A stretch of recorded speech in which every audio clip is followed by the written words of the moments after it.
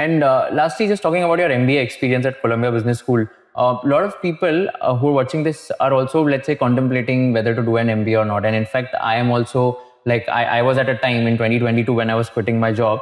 I was also thinking कि MBA करना है नहीं करना है, but then I took a conscious decision of not doing an MBA from Ivy League or from any of the top B schools of the world.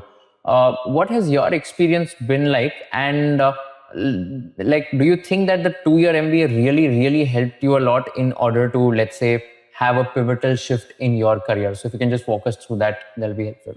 Yeah, I think a US MBA is very different from an Indian MBA for sure.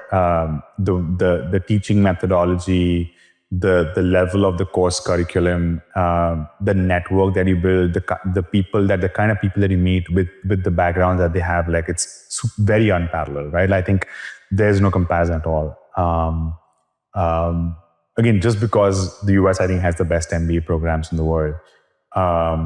It definitely, especially if you come from, let's say, a non-traditional background, so you haven't done finance, let's say you did marketing or you did acting or whatever before MBA, it helps you in a very short period of time learn the basics of business.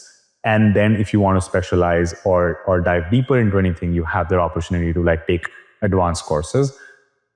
If you have a traditional background, so you've done finance, you've studied finance before, studied business before, then you can just directly start with advanced level courses. So I think there's something for everybody, and you can do it decently at your pace. There's a bare minimum you have to do, and then you can like choose your pace. But I think it definitely helps you. So, and also like the other thing to think about is you are trying to learn about a new market, right? Like you're going to have case studies, and they have a very case study based method of teaching in most MBA programs here. And it's based on cases from the US, or the local market, right? So you get to learn a lot more about that market very quickly. So for example, you could have a case on a problem Coca-Cola solved in Atlanta, or you could have a case of, let's say, aircraft manufacturing by Boeing, or you could have another case where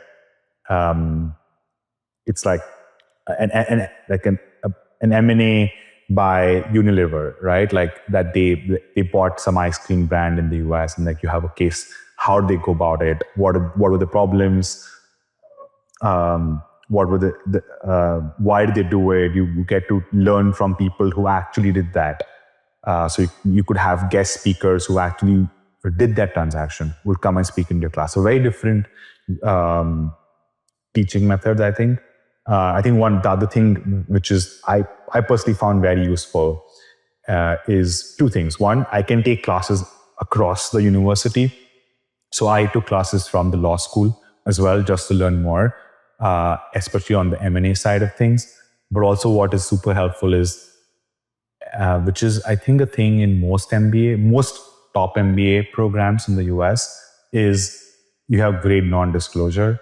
So in India, all we know since the day we are born is exams and marks. And if you don't have 99%, you are nobody in India. In the US, at least the MBA programs, what they've done is they have grade non-disclosure. So your future employer cannot ask for your grades till you sign the offer.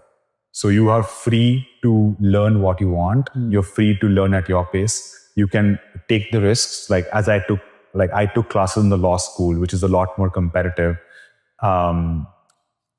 because I want to learn, even though it could have affected my grades. So really, nobody cares about grades. It's all about learning, and it's not about the marks you get at the end of the day. What was the most interesting class throughout your MBA journey, and what professor? And secondly, who's the most interesting person you've met in the campus? I think one class that really stands out, which is funnily not a finance class, because the professor is amazing. It's called Operation Strategy by a professor called Medini Singh. It's some of the best examples, best case studies I've learned there. His way of teaching is also so very open. You can actually visualize what happened. Can you give an example of some case studies? Very interesting. I don't remember honestly, but there were a lot of like these factory optimization cases, like production cases or like sales cases where like they're trying to increase sales, and things like that. I don't remember exact examples, but I think that was a great class. And the most interesting person, that's a tough one. I mean, we had a lot of interesting people where with like very interesting backgrounds. Like one guy was like his sister was an influencer, and he joined her. He quit his job, and they like became viral, and then with that money they bought like tens of Airbnbs, and now they just have that as a source of income. That was I should explore that. Yeah, for sure. Yeah, but like people had really very interesting backgrounds. Like this one guy, good friend of mine, was on the Mitt Romney campaign. So Mitt Romney ran for president. So he was on the campaign team in the US where he did the data and analytics. So on election day, all his job was he had a chopper at his service, and if there was any data issues or number issues anywhere in the US, his job was to fly down to that counting center and like figure out what's wrong. What's Mitt Romney? Sorry, Mitt Romney was somebody who ran for president. I think he ran against Obama. So this must. okay. Yeah. He's a person. Yeah. Yeah. Mitt Romney was a presidential candidate in the US.